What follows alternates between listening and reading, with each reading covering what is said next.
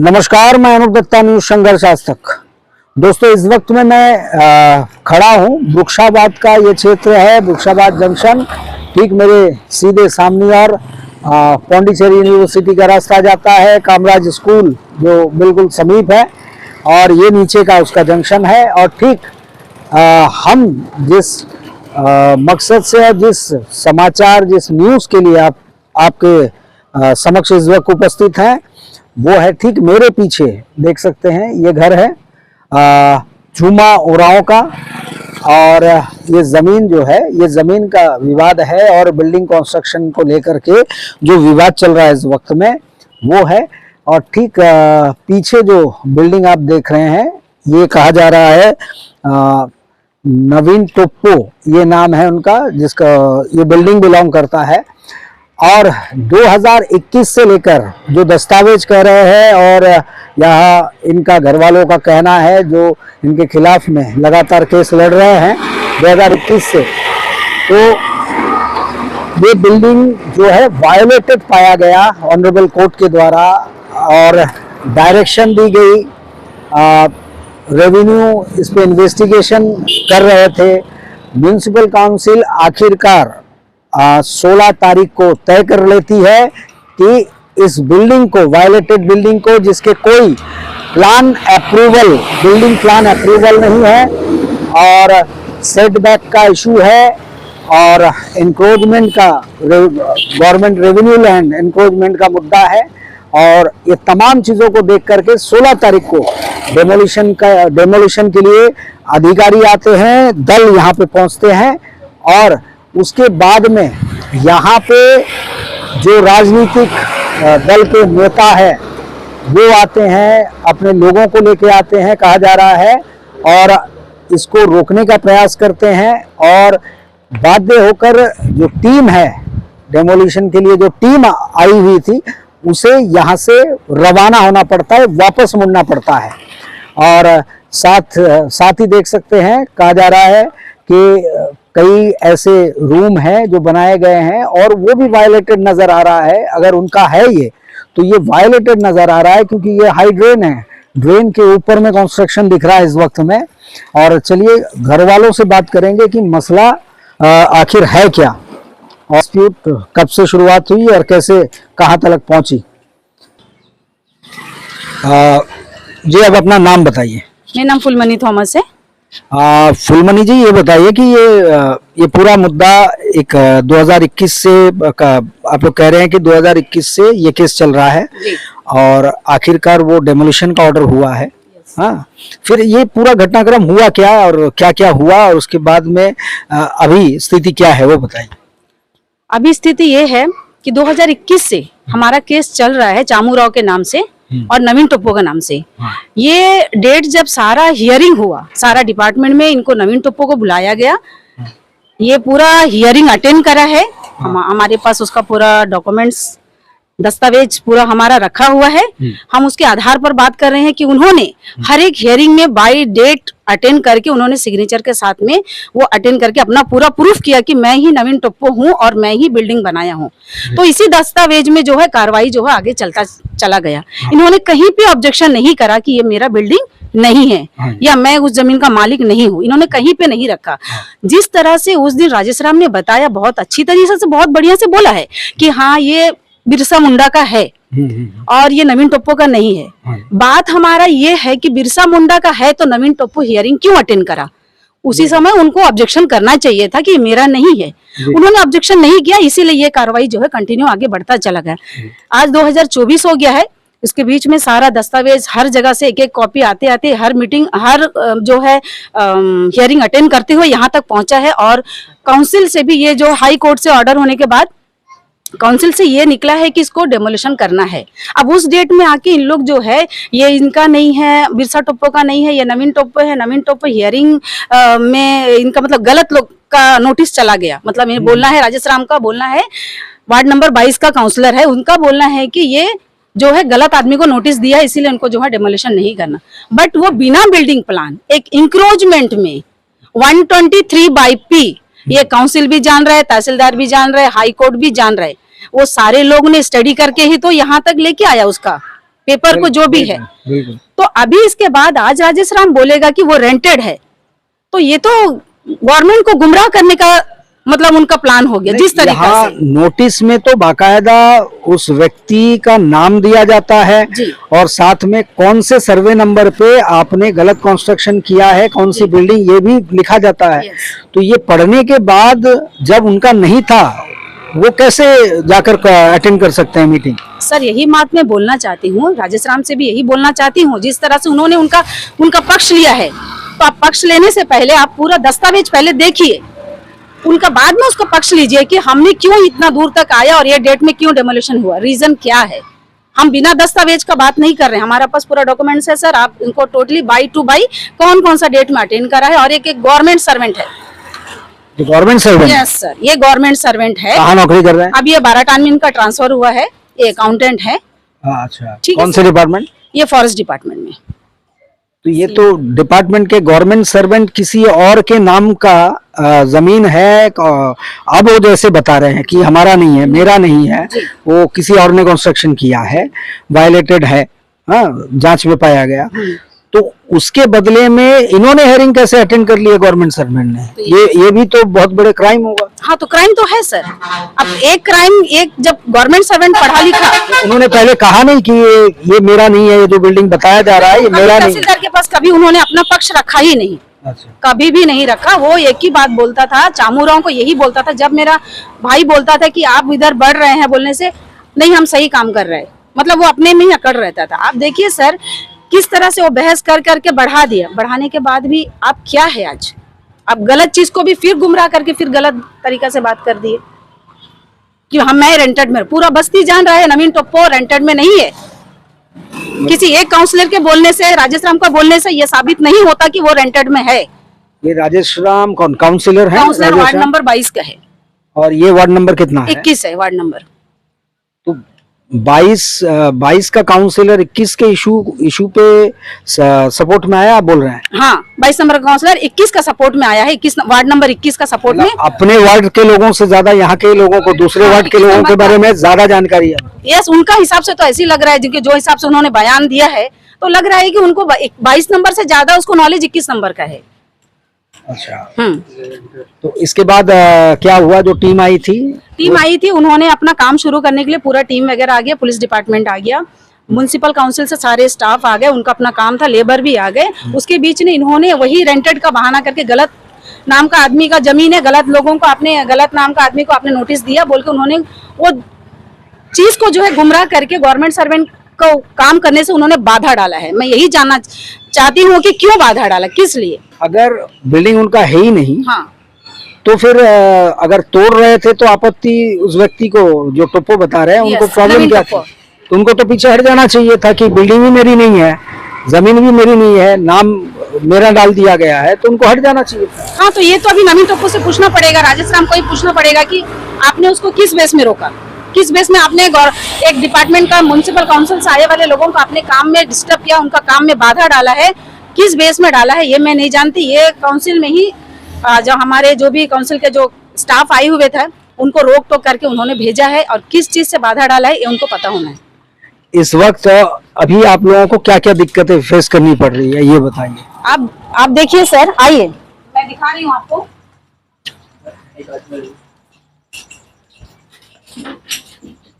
इस एरिया में देखिए सर, इस एरिया में पूरा आप देखिए कि इन्होंने पूरा दीवार, हमारा दीवार है, ये काउंसिल बना के दिया है, बट ये हमारा छत का पानी हमारा में गिर रहा है, लेकिन उसका बिल्डिंग का पानी हमारा छत के ऊपर गिर रहा है।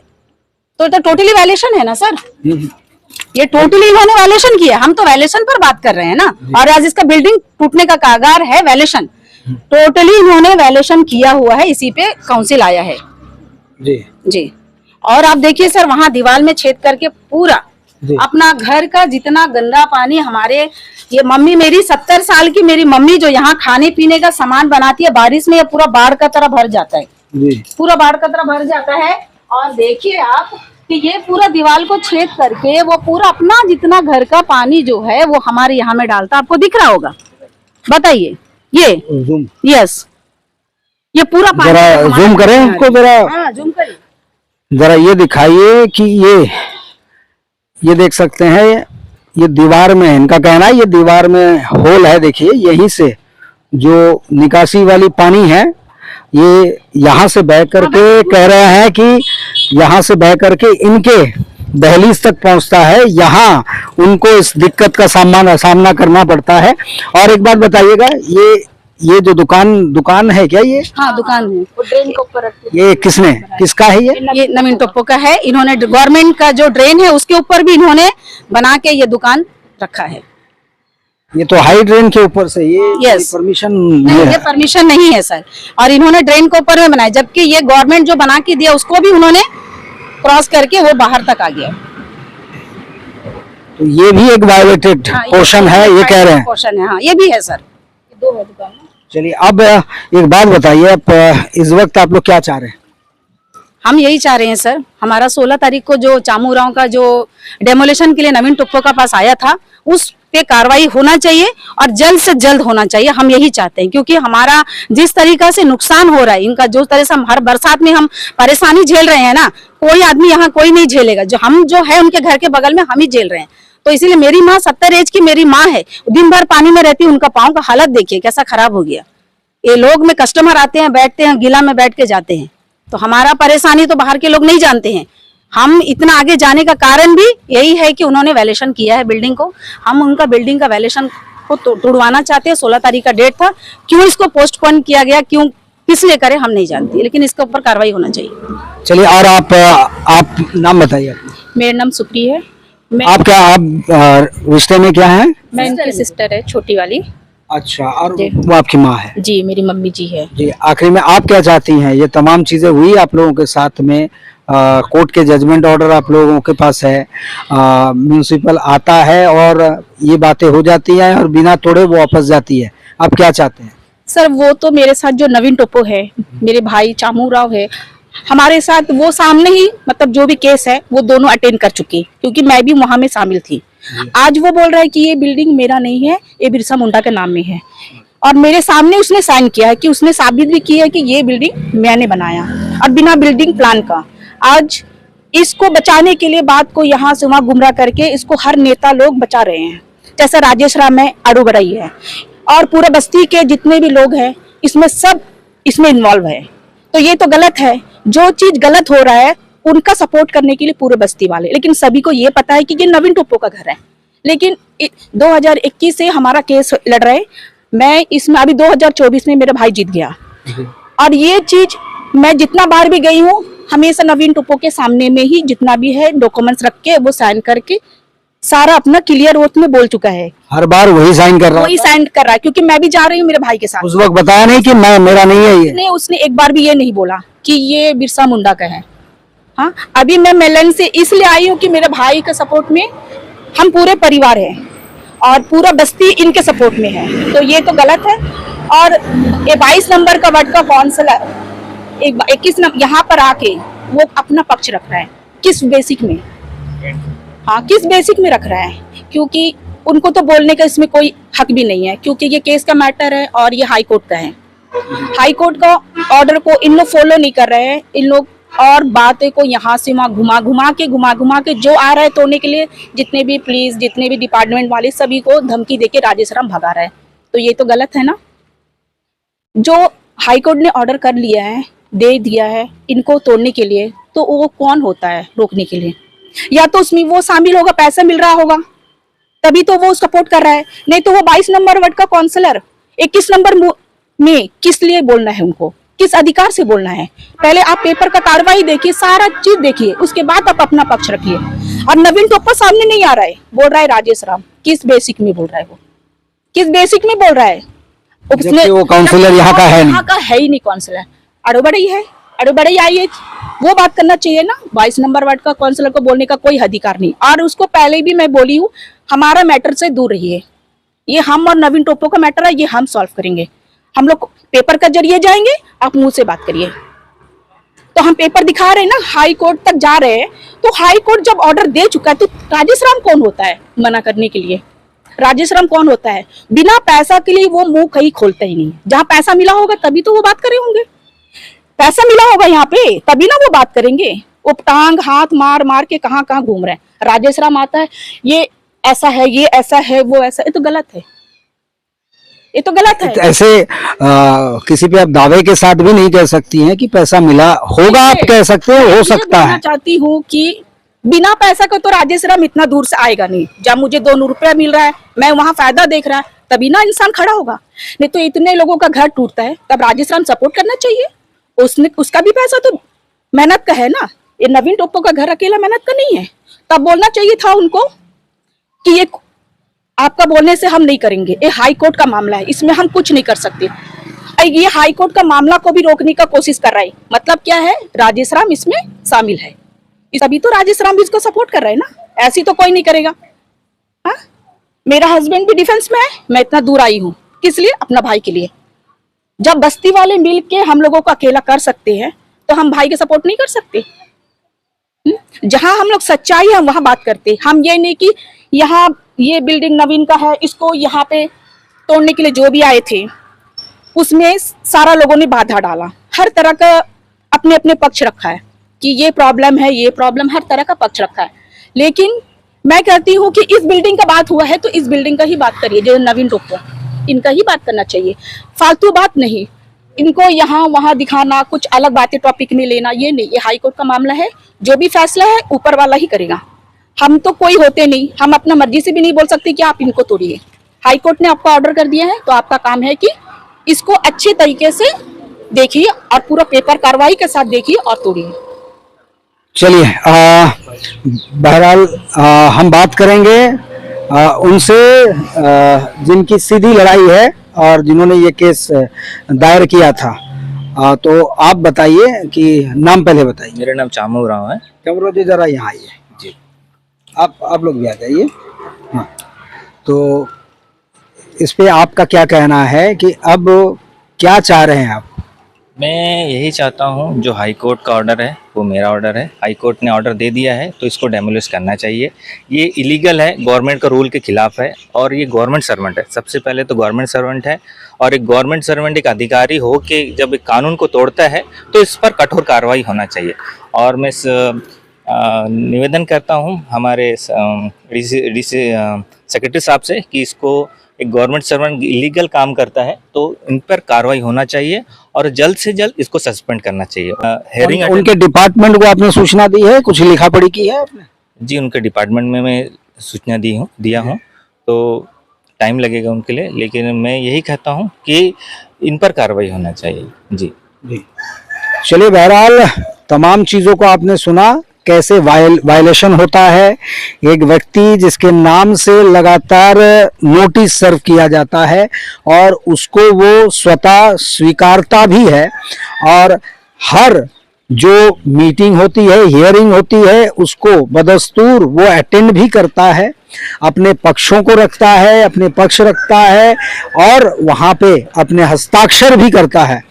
और जब कोर्ट का फैसला आता है और जैसे भी हो, देर आए दुरुस्त आए, म्युनिसिपल काउंसिल उसको कार्यान्वित करता है, इम्प्लीमेंट करने के लिए जब इस दहलीज पे आता है, तो कैसे कुछ राजनीतिक हस्तक्षेप, कुछ लोगों के हस्तक्षेप, वो भी हाई कोर्ट के आदेश के बीच में आ जाता है और अचानक से वो करवट बदल देता है। और कहा जाता है कि जैसा ये कह रहे हैं कि ये जो है उनके नाम का जमीन नहीं है, ये बिल्डिंग उसने नहीं बनाई है। अगर ये वायलेटेड बिल्डिंग उन्होंने कंस्ट्रक्शन नहीं किया तो बीइंग ए गवर्नमेंट सर्वेंट, एक सरकारी अधिकारी होने के नाते आप कैसे लगातार हेयरिंग को अटेंड कर रहे थे, ये बहुत बड़ा प्रश्न चिन्ह है। और वहां आप सिग्नेचर कैसे कर रहे थे? क्यों नहीं इस शख्स ने ये पहले दिन ही हियरिंग में बता दिया कि ये मेरे नहीं है, आपने गलत नाम से नोटिस दिया है, आपको इस उक्त नाम से, ये सही नाम है, उनको नोटिस सर्व करना चाहिए, उनको हियरिंग में बुलाना चाहिए। अब बहरहाल म्युनिसिपल ने यहां तक कदम उठा लिया है। अब देखना होगा कि अब ये पूरा खेल किस करवट बैठता है। म्युनिसिपल सेक्रेटरी महोदय, म्युनिसिपल चेयरमैन इस पे क्या कार्रवाई करते हैं और हाई कोर्ट के इस आदेश को कितनी जल्द लागू करते हैं और क्रियान्वित करते हैं। हम इसकी लगातार अपडेट आपको देते रहेंगे और इसके बाद जो भी रुख अख्तियार किया जाएगा या होगा वो भी आपको सूचना हम पहुंचाते रहेंगे। तब तक के लिए मैं अनूप दत्ता, न्यूज़ संघर्ष आज तक।